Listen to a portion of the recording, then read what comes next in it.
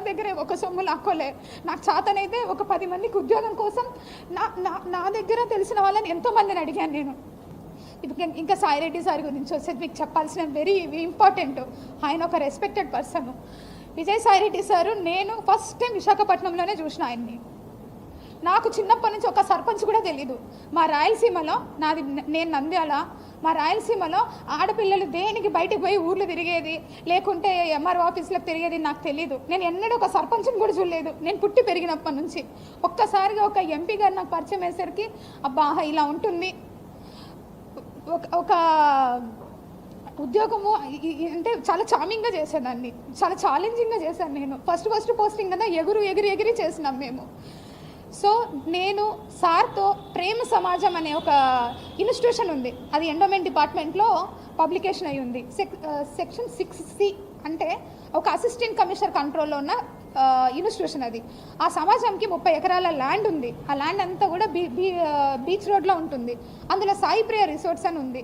ఆ రిసార్ట్స్ వాళ్ళు 30 ఎకరాల భూమిని వాళ్ళొక్కరే ఎంజాయ్ చేస్తూ చాలా తక్కువ అమౌంట్ నాకు గుర్తులేదు, అప్ టు 5 lakhs లోపే ఉంది. చాలా తక్కువ అమౌంట్ని వాళ్ళు పే చేస్తూ ఉన్నారు. అది నా దృష్టికి వచ్చింది సార్ ద్వారా. సరే అనేసి నేను ఇన్స్పెక్షన్కి వెళ్ళిన. అప్పటికే నాకంటే ముందు ఒక 10 మంది ఆఫీసర్స్ చూసింటారు అలాంటి, కానీ ఎవ్వరు ఎవిక్షన్ చేయించలేదు.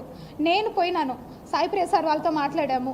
సార్ అన్నారు మేము ఇది వాడుకుంటున్నాం, మిగిలినంతా కూడా ఖాళీగా ఉందన్నారు. Then I said that sir మీరు అలా ఉన్నప్పుడు మరి మా భూమి మాకు ఇచ్చేయండి, మాకు అప్పచెప్పండి. ఆ ప్రేమ సమాజం వాళ్ళు వేరే వాళ్ళకి అయినా లీజ్కి ఇచ్చుకుంటారు, వాళ్ళు ₹1 బెనిఫిట్ పొందుతారు అన్నారు. మరి మా 2.5 ఎకరాల్లో వాళ్ళు ఆల్రెడీ అప్పటికే 1/4 బిల్డింగ్ వాళ్ళ కళ్యాణ మండపం కట్టుకున్నారు, 3/4 బిల్డింగ్ మన ఎండోమెంట్ డిపార్ట్మెంట్ ల్యాండ్ వాడుతూ ఉన్నారు. సో దట్ ఆ 3/4 బిల్డింగ్కి కూడా నేను చాలా అమౌంట్ నన్నే అడిగారు ఎంత లీజ్ అమౌంట్ అని. నేను రిజిస్ట్రేషన్ డిపార్ట్మెంట్కి అప్లై చేసి అప్పుడున్న మార్కెట్ వాల్యూ ఎంత ఉందో 22.5 లక్ష అమౌంట్, 5 లక్షల లోపల అమౌంట్ కంటే 22.5 లక్ష అమౌంట్ని ఒక్కసారిగా వాళ్ళకి లీజ్కి పెంచేసి అప్పుడున్న కమిషనర్ గారు అర్జున్ రావు గారు ఇచ్చారు. ఇక్కడ నేను ఎవరి ల్యాండ్ తీసుకొని వచ్చాను? ఎండోమెంట్ భూమిగా తెచ్చాను. ఎవరికి ఇచ్చాను? ప్రేమ సమాజంకేగా తెచ్చాను. ఇది నాకు సార్తో ఉన్న పరిచయం. దాని తర్వాత ప్రతి డిస్ట్రిక్ట్లో కూడా ట్రస్ట్ బోర్డ్స్ ఉంటాయి. ఎండోమెంట్లో ఏమేమి జరుగుతుందో మీకు కూడా తెలియాలి కాబట్టి చెప్తున్నాను. ట్రస్ట్ బోర్డ్స్ కూడా ప్రతి ఒక్క జ్యూరిస్డిక్షన్లో ఎమ్మెల్యేలు కానీ సర్పంచ్లు కానీ లేకుండా అక్కడ ఉన్న హానరబుల్ రెస్పెక్టెడ్ పీపుల్స్ ఎవరైనా సరే చెప్తే వాళ్ళు ఒక లిస్ట్ ఇస్తారు. ఆ లిస్ట్లో కమిషనర్ అల్టిమేట్ అథారిటీ ఉంటుంది. ఆ అల్టిమేట్ అథారిటీ కోసం సార్ వాళ్ళు కూడా మాకమ్మ ఇవన్నీ కూడా ట్రస్ట్ బోర్డులు ఎన్ని ఉన్నాయో అడగండు.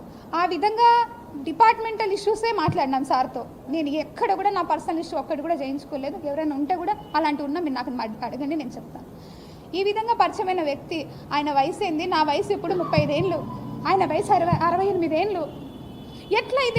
ఎట్లా మాట్లాడతారు మీరు? అంటే ఏ ఆఫీసరు ఏ ఎమ్మెల్యేతో మాట్లాడద్దా? ఏ మినిస్టర్తో మాట్లాడద్దా?